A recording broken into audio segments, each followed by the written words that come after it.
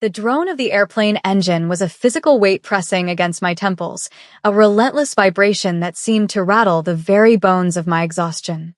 I shifted in the cramped economy seat, the stiff fabric of my denim jacket bunching uncomfortably around my arms, while the thin gray t-shirt underneath clung to my skin with the clammy residue of airport anxiety. 27 years of life, and it felt like every single mistake, every unpaid bill, and every hour of overtime had coalesced into this singular moment of unbearable fatigue. I wasn't traveling for leisure. I was running, or at least trying to, moving from a city that had chewed me up to a potential job interview in a place that promised nothing but more heat and more struggle. The air in the cabin was recycled and stale, smelling faintly of pretzels and despair. I tried to keep my eyes open, to focus on the scratched plastic of the tray table in front of me, but the heaviness was a tide I couldn't swim against. Beside me, the passenger in the window seat was a statue of stillness. I hadn't looked at him closely when I boarded, just a blur of dark clothing and a posture that took up space without seeming aggressive. He was reading, or maybe just staring out into the black abyss of the night sky, but he felt solid. Unlike the flimsy world I was living in, where eviction notices fluttered like autumn leaves, he felt like an anchor. My head bobbed, gravity playing a cruel joke on my neck muscles. I fought it once, twice, jerking awake with a gasp that no one heard over the roar of the turbines. But the third time I lost the war. My body surrendered, sliding sideways, seeking purchase, seeking anything that wasn't the hard edge of the seat. My cheek found a surface that was firm yet yielding, warm and smelling of something impossibly expensive: sandalwood, cold rain, and steel. It was the safest place I had rested in years. I should have pulled away. I should have apologized and corrected my posture. But the darkness swallowed me whole, and for the first time in a decade, I didn't dream of drowning. I drifted in a void of absolute, terrifying peace, tethered to the world only by the rhythmic rise and fall of a stranger's breath beneath my ear. Consciousness returned not with the jarring thud of landing gear or the shrill beep of an alarm clock, but with the slow, luxurious slide of silk against bare skin. The sensation was so alien, so utterly removed from the scratchy cotton sheets of my studio apartment, that my mind refused to accept it as reality. I kept my eyes closed, breathing in deeply, expecting the smell of stale airplane air. Instead, the air was crisp, chilled to perfection, and carried the faint scent of jasmine and antiseptic cleanliness. I stretched, my limbs feeling heavy but rested, a languidness I hadn't known I was capable of possessing. Then, the memory hit me, the flight, the shoulder, the stranger. My eyes snapped open. I wasn't on a plane. I was staring up at a ceiling that seemed miles away, adorned with intricate crown molding and a chandelier that looked like a frozen explosion of diamonds. I shot up, the silk sheet pooling around my waist. I was in a bed the size of a small island, in a room that whispered of wealth so vast it felt predatory. Floor-to-ceiling windows covered one entire wall, blocked by heavy velvet blackout curtains that let only a sliver of blinding desert light bleed through. Panic, cold and sharp, spiked in my chest. I looked down at myself. My denim jacket was gone. My gray shirt was gone. I was wearing a silk robe that felt like water, shimmering in a pale champagne color that I would never dare to touch in a store for fear of staining it. I scrambled backward, hitting the padded headboard, my breath coming in short, jagged gasps. "Hello," I croaked, my voice rusty. No answer. I looked at my hands, trembling as I clutched the sheets, and that's when the light caught it. A weight on my left ring finger. I froze. Slowly, terrifyingly, I lifted my hand. There, sitting heavy and possessive on my finger, was a diamond the size of a robin's egg, flanked by emeralds, set in a band of platinum that felt cold against my skin. It wasn't just jewelry, it was a shackle disguised as a star.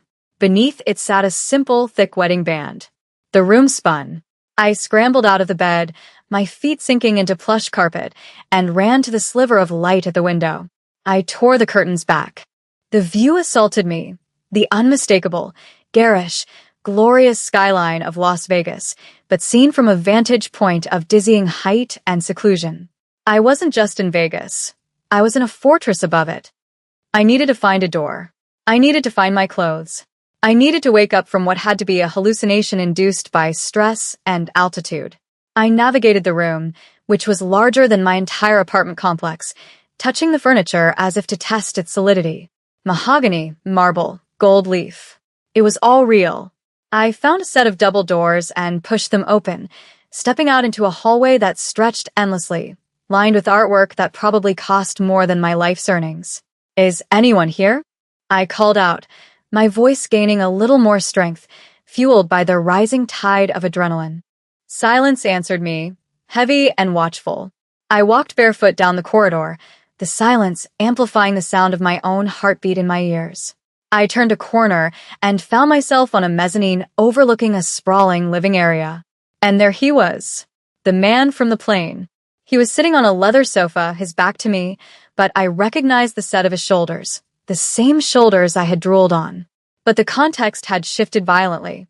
On the plane, he had been a quiet traveler in a dark coat. Here, he was the center of gravity. He wore a crisp white dress shirt, sleeves rolled up to reveal forearms corded with muscle, and dark trousers. A glass of amber liquid sat on the table before him.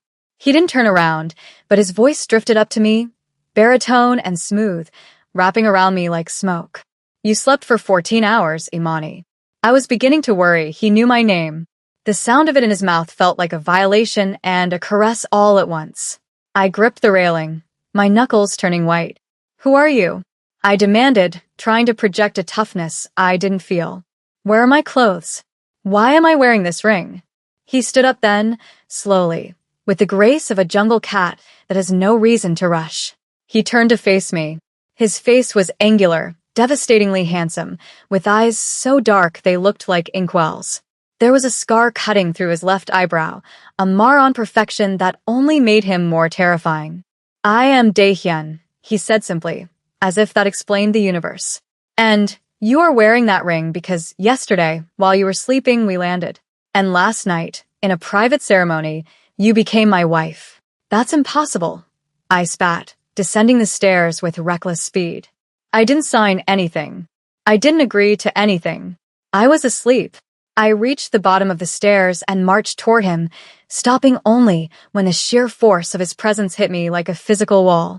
He was taller than he had seemed sitting down, towering over me. He took a sip of his drink, his eyes tracking my every movement with an unsettling intensity.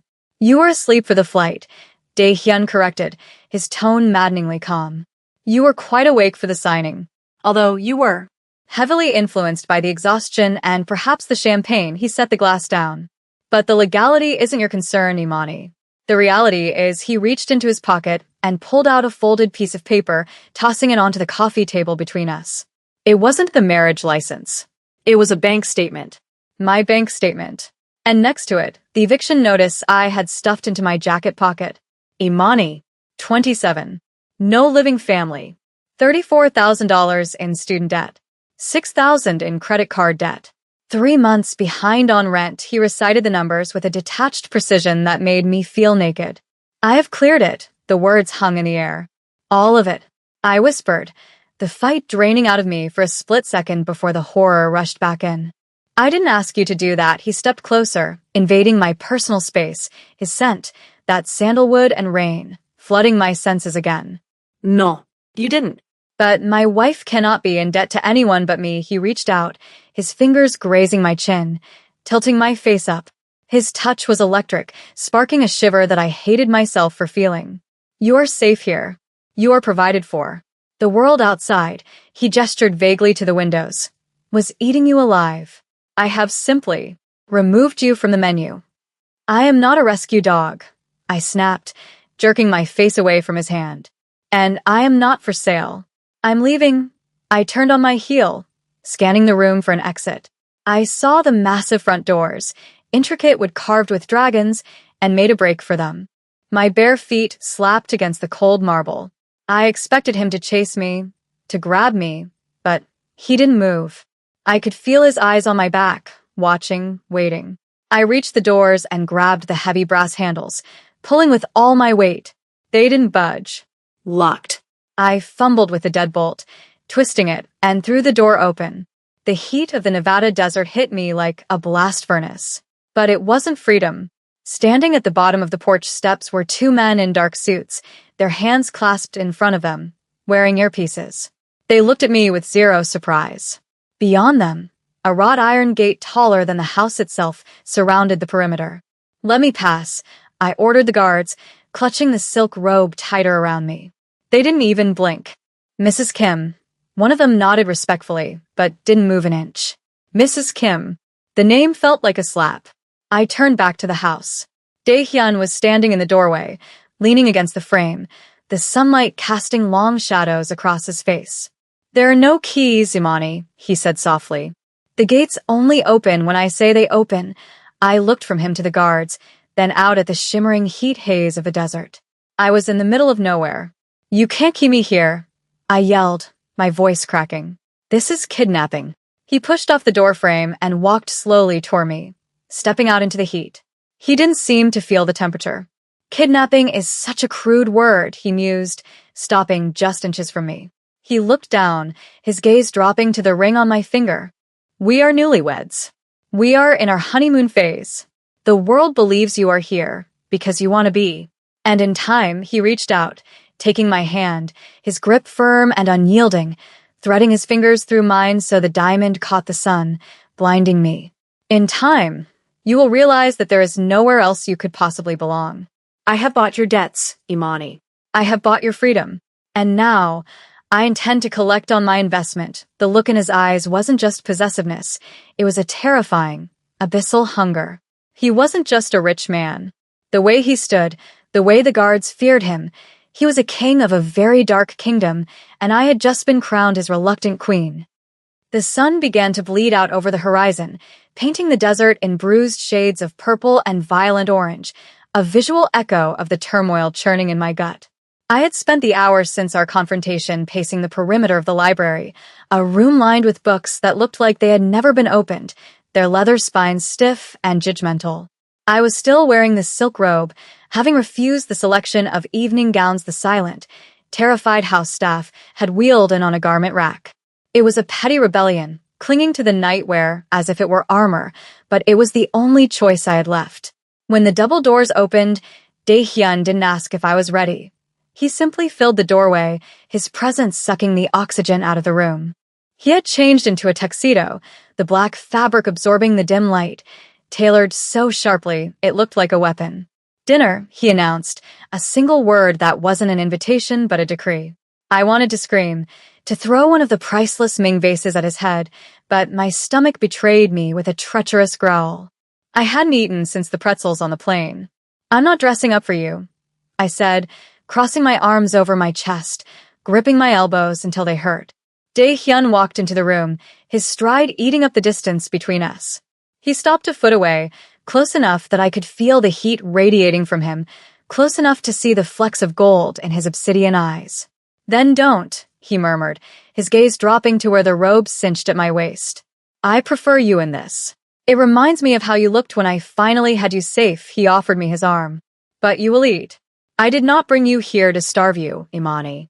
I brought you here to worship you." The word worship hung in the air, heavy and blasphemous. I hesitated, then took his arm. His muscles were hard as granite beneath the expensive cloth. As he led me to the dining room, I realized with a jolt of terrifying clarity that he wasn't keeping me here because he wanted a prisoner. He was keeping me because he was starving, too, and for some twisted reason, I was the only thing that could feed him. The dining room was a cavern of shadows and candlelight, the table long enough to seat 20, yet set only for 2 at the very end, creating an intimate island in a sea of emptiness. Servants materialized from the gloom, placing dishes of intricate, steaming food before vanishing like ghosts. It was Korean cuisine, but elevated to an art form. Galbi that smelled of smoke and sweetness, kimchi that glistened like rubies, delicate soups that swirled with steam. I picked up my chopsticks, my hands trembling slightly. "Why me?" I asked, the question breaking the silence that had settled over us like a heavy blanket. Out of all the women in the world, out of all the people on that plane, why me? Dae-hyun poured a glass of dark red wine, his movements deliberate and hypnotic. He didn't look at his food, he looked at me. You think we met on the plane, he said softly, a dark amusement curling the corner of his lip. You think it was chance. A tired girl, a convenient shoulder. He took a sip of wine, his eyes never leaving mine. I have been watching you for 6 months. Imani, the chopstick fell from my hand, clattering against the porcelain bowl. The sound was like a gunshot in the quiet room. 6 months. I whispered, horror rising in my throat. I was undercover, he continued, his voice calm, terrifyingly reasonable. My enemies were hunting me. I needed to disappear into the noise of the working class. I sat in your diner. I watched you work double shifts on a sprained ankle because you couldn't afford a day off. I watched you share your lunch with a homeless man outside the subway station when you barely had enough calories for yourself. He leaned forward, the candlelight dancing in his eyes, turning them into pools of fire. I saw a queen in rags. I saw a spirit that the world was trying to break, and I decided that the world was unworthy of you. I didn't steal you, Imani. I saved you. The admission should have made me run. It should have terrified me to my core, and it did.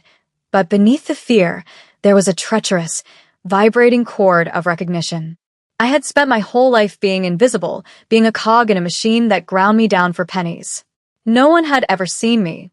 And here sat a monster, a man of violence and shadows, who had watched me butter toast and wipe tables and seen something regal. You're insane, I breathed, pushing my chair back.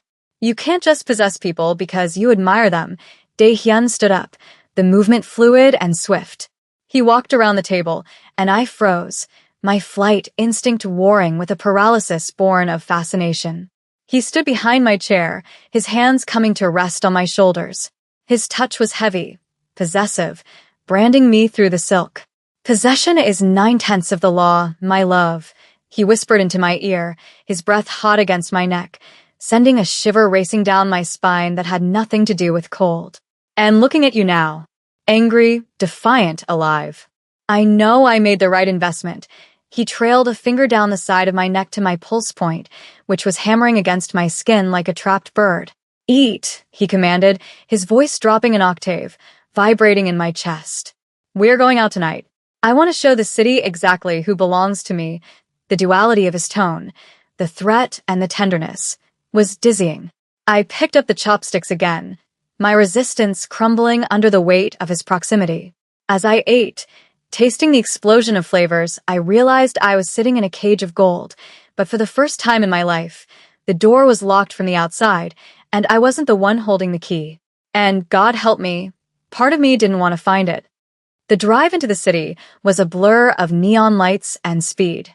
We were in the back of a black Maybach that felt more like a tank than a car, the leather seats smelling of new money and old secrets. Dae-hyun sat beside me, his hand resting on my thigh, not squeezing, just there, a constant reminder of his claim. I looked out the tinted window at the Las Vegas Strip, a river of artificial light cutting through the desert darkness. It was a world I knew only from movies, a playground for people who didn't have to choose between electricity and groceries. Now I was gliding through it like royalty. Where are we going? I asked, my voice barely audible over the hum of the engine. To a place where luck is manufactured, Dae-hyun replied enigmatically. The car slowed, pulling up to the curb of a casino that looked like a palace made of glass. The doors opened, and the noise of the street rushed in. Laughter, engines, the chaotic symphony of vice. Dae-hyun stepped out and offered his hand. When I took it, he pulled me flush against him, his arm wrapping around my waist like a steel band. We moved through the crowd, and I saw the way people parted for him. It wasn't just respect, it was fear. Men in expensive suits nodded nervously. Women looked at him with hungry eyes, then looked at me with venom. I felt small, exposed in my silk robe which I had refused to change, but Dae-hyun walked with his head high, wearing my defiance like a badge of honor. We reached a private elevator, and as the doors slid shut, sealing us in silence, he turned to me. You are trembling, he noted, his thumb tracing the curve of my hip. I'm scared, I admitted, looking up at him. Everyone is looking at you like you're the devil, he smiled, a slow, dangerous expression that made my knees weak. I am the devil to them, Imani. But to you, he leaned down, his lips brushing mine, a feather-light promise of devastation. To you, I am simply the man who burns the world, so you can be warm. The elevator dinged, opening onto a rooftop terrace that overlooked the entire city. It was breathtaking, the wind whipping my hair across my face. But the peace was shattered in a heartbeat. A crack, sharp and loud like a whip, echoed through the air. The glass railing beside us shattered. Before my brain could register the sound of the gunshot, Dae-hyun was moving. He didn't run away, he moved into the line of fire. He spun me around, shielding my body with his own, pressing my face into his chest. Down, he roared, his voice changing from the smooth baritone of a lover to the guttural command of a general. He tackled me to the ground, the impact knocking the wind out of me. I lay on the cold concrete, the scent of his cologne mixing with the smell of ozone and fear. Another shot rang out, chipping the stone inches from his head. He didn't flinch. He was a solid wall of muscle over me, his hand cupping the back of my head, protecting me from the debris. I looked up and saw his face. He wasn't afraid. He was furious. His eyes were scanning the rooftops opposite us, calculating, predatory. He pulled a gun from a holster beneath his jacket, a sleek, black metal death machine, and fired 3 shots into the darkness, without even breaking his rhythm. "Stay down," he growled at me, his eyes locking onto mine for a split second. In that chaos, amidst the gunfire and the screaming that rose from the street below, I saw something that shattered my last defense. He wasn't protecting his property. He was protecting his heart. He was willing to take a bullet for me, a woman he had kidnapped, a woman who had given him nothing but scorn. "Dae-hyun," I screamed as I saw a bloom of red appear on the white shoulder of his shirt. He winced, but didn't move off me. "I have you," he gritted out, firing again. "I have you. Nothing touches you." And as the security team swarmed the roof, shouting orders and returning fire, I clung to his lapels, burying my face in his bleeding shoulder, realizing with a jolt of horror and ecstasy that I was safe. In the middle of a war zone, beneath the body of a Mafia boss, I was safer than I had ever been in my quiet, desperate life. The ride back to the mansion was a suffocating silence of adrenaline and pain. The car tore through the desert roads, the speedometer buried, the convoy of security vehicles flanking us like a Praetorian guard. Dae-hyun sat with his head leaned back against the seat, his eyes closed, his hand still gripping mine so hard my fingers were numb. The red stain on his shoulder had spread, ruining the pristine white shirt, a stark contrast to the dark interior. We didn't speak. There were no words for the shift that had occurred on that rooftop. When we arrived, the staff was already waiting with medical kits, their faces pale masks of efficiency. They tried to usher him into the infirmary, but he shoved them aside with his good arm. "Room," he barked. "My room." He dragged me with him, not forcefully, but as if he couldn't bear the physical separation. We entered the master bedroom, the same room I had woken up in, and he collapsed onto the edge of the bed, the gun clattering onto the floor. I stood there, trembling, my hands covered in his blood. "Imani," he rasped, opening his eyes. They were hazy with pain, but burning with that same intense focus. "Come here." I shouldn't have moved. I should have let the doctors handle him. But my feet moved on their own. I walked to him, stepping between his spread knees. I reached out and began to undo his shirt buttons, my fingers slick with blood. He watched me, his chest heaving. "You're hurt," I whispered, pushing the shirt off his shoulders. The bullet had grazed the top of his deltoid, a deep gouge, ugly and weeping, but not lethal. "It is nothing," he dismissed, wincing as I touched the skin around the wound. "Why?" I asked, my voice cracking. "Why did you cover me? You could have died." He reached up with his uninjured hand, cupping my cheek, his thumb brushing away a tear I hadn't realized had fallen. "I told you," he said, his voice rough with pain and something else, something raw and terrifyingly open. "Perception is truth. You perceive yourself as a captive. I perceive you as my life. If the bullet hits you, it kills me anyway. It is merely a matter of efficiency to take it myself." The logic was twisted, insane, and overwhelmingly romantic in a way that defied all reason. My heart slammed against my ribs. I looked at the wound, then up at his face, the sharp jaw, the dark eyes, the scar that suddenly seemed less like a mar and more like a testament to survival. I wasn't looking at a monster anymore. I was looking at a man who had built a fortress around himself and then torn down the gate for me. "You need to be cleaned," I said, my voice steadying. I walked to the bathroom, grabbed a warm towel and antiseptic, and returned. He sat still as I cleaned the wound, his muscles jumping under my touch, his breath hitching not from pain, but from the intimacy of it. When I finished, I didn't pull away. I stood there, my hands resting on his bare chest, feeling the heavy, rhythmic thud of his heart. It beat for me. "Imani," he groaned, his controls snapping. He pulled me down. I didn't resist. I landed in his lap, my arms going around his neck, careful of the wound. "You are reckless," I murmured against his lips. "I am devoted," he corrected. And then he kissed me. It wasn't gentle. It was a collision of souls, a desperate, starving claim that tasted of iron and expensive scotch and surrender. I kissed him back, pouring all my confusion, my fear, and my sudden, blinding realization of desire into it. I wasn't just falling asleep on his shoulder anymore. I was waking up to him. The morning light that filtered through the heavy velvet curtains was different this time. It wasn't an intrusion. It was a caress. I lay tangled in the silk sheets, my head resting on Dae-hyun's uninjured shoulder, his arm draped protectively over my waist, anchoring me to the bed and to him. The events of the last 24 hours played in my mind like a fever dream. The flight, the wedding, the shooting, the blood, the kiss. But the warmth of his skin against mine was undeniably real. He shifted, his breath stirring my hair, and I knew he was awake. "Regrets?" His voice was a low rumble, vibrating through his chest into my cheek. I traced the line of a tattoo on his pectoral muscle, a sprawling dragon in black ink. "I should have many," I admitted quietly.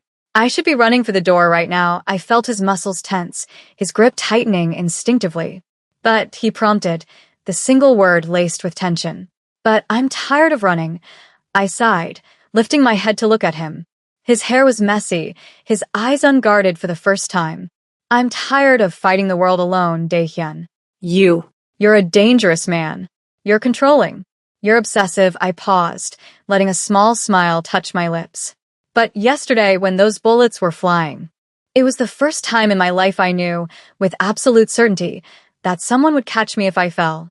Dae-hyun pushed himself up, ignoring the stiffness in his shoulder, and loomed over me. The power dynamic had shifted, though. He wasn't looking at me like a possession.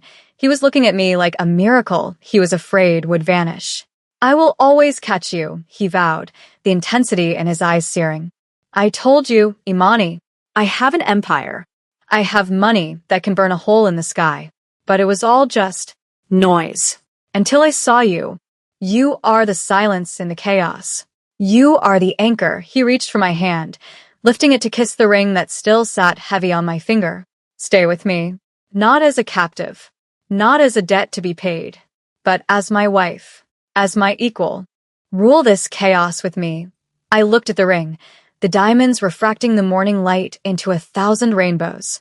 I thought about the diner, the unpaid bills, the cold loneliness of my apartment. Then I looked at the man who had taken a bullet for me without blinking. The choice wasn't between freedom and captivity. It was between a life of struggle and a life of fierce, terrifying, all-consuming love. "Okay," I whispered. "Okay." The word was small, but it shattered the last of the walls between us. Dae-hyun didn't smile. He looked as if he had just conquered a nation. He lowered his forehead to mine. "Then let them come," he whispered fiercely. "Let the whole world come. We will burn it all down together." 3 months later. The private jet hummed with a smooth, expensive vibration, a stark contrast to the rattling commercial flight that had started it all. I sat by the window, watching the clouds form a white floor beneath us. I wasn't wearing denim anymore. I was wearing a Taylor cream suit that cost more than my old car, my hair swept back, the diamond on my finger catching the sunlight. Across from me, Dae-hyun was on a call, speaking rapid-fire Korean, his voice sharp and commanding. He was the boss, the terrifying, ruthless leader of a syndicate that spanned continents. But as he spoke, his eyes drifted to me. He paused mid-sentence and just looked. The hardness in his face melted away, replaced by that private, possessive warmth that was reserved only for me. He hung up the phone and reached across the aisle, taking my hand. He didn't say anything, he didn't have to. The silence between us was no longer empty. It was full. I squeezed his hand back, feeling the calluses on his palm, the strength in his fingers. I looked out at the horizon, a limitless expanse of blue. I had fallen asleep a poor girl, exhausted and alone. I had woken up in a nightmare that had slowly, terrifyingly, beautifully turned into a dream. I wasn't just Imani anymore. I was Mrs. Kim. I was the queen of the desert, the wife of the devil, and for the first time in my life, I was exactly where I belonged. Thank you so much for listening to this story. If you enjoyed the journey of Imani and Daehyun, and if you love dark romance with a happily ever after, please hit that like button. It really helps the channel grow. Don't forget to subscribe and turn on notifications so you never miss a part of the saga. What did you think of Daehyun's protective streak? Let me know in the comments below. Until next time, keep dreaming.